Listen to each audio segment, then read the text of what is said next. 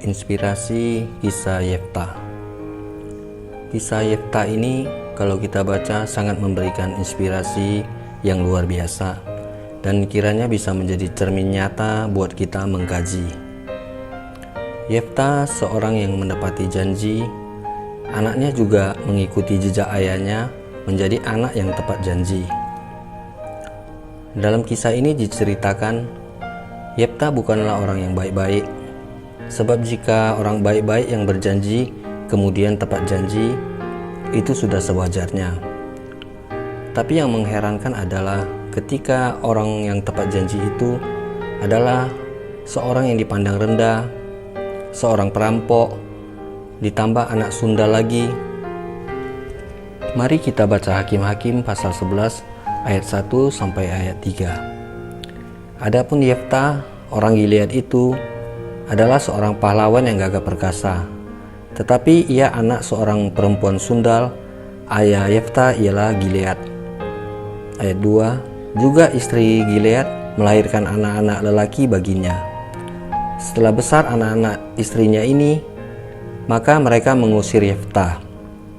Katanya kepadanya, "Engkau tidak mendapat milik pusaka dalam keluarga kami, sebab engkau anak dari perempuan lain."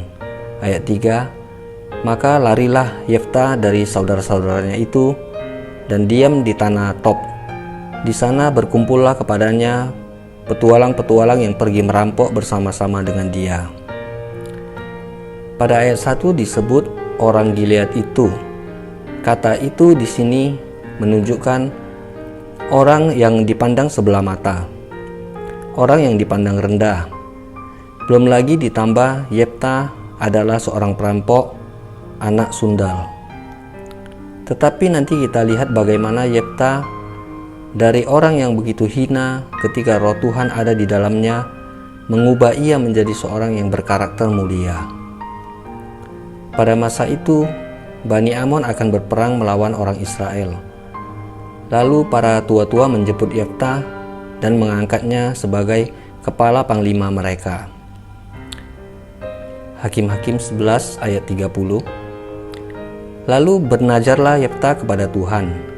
Katanya, "Jika engkau sungguh-sungguh menyerahkan Bani Amon itu ke dalam tanganku," ayat 31, "maka apa yang keluar dari pintu rumahku untuk menemui aku pada waktu aku kembali dengan selamat dari Bani Amon, itu akan menjadi kepunyaan Tuhan, dan aku akan mempersembahkannya sebagai korban bakaran." Ayat 32, kemudian Yefta berjalan terus untuk berperang melawan Bani Amon, dan Tuhan menyerahkan mereka ke dalam tangannya. Mungkin saja sewaktu Yefta bernazar, ia membayangkan kambing dombanya atau yang lainnya yang keluar dari rumahnya. Dan mungkin saja Yefta sedikit pun tidak membayangkan yang keluar dari rumahnya adalah anak perempuannya. Tetapi yang keluar dari pintu rumah menyongsong Yefta sewaktu ia pulang adalah anak perempuannya. Hakim-Hakim 11 ayat 34. Ketika Yefta pulang ke Mispa, ke rumahnya, tampaklah anaknya perempuan keluar menyongsong dia dengan memukul rebana serta menari-nari. Dialah anaknya yang tunggal, selain dari dia tidak ada anaknya laki-laki atau perempuan. Ayat 35. Demi dilihatnya dia, dikoyakkannya lah bajunya sambil berkata, "Ah anakku, engkau membuat hatiku hancur luluh, dan engkaulah yang mencelakakan aku. Aku telah membuka mulutku bernazar kepada Tuhan, dan tidak dapat aku mundur." Disinilah kita melihat ketika roh Tuhan ada dalam orang percaya, Tuhan memberikan karakter yang luar biasa pada Yefta dan anaknya. Orang tuanya tepat janji, anaknya juga tepat janji. Sekarang kita baca jawaban anak Yefta. Hakim-Hakim 11 ayat 36.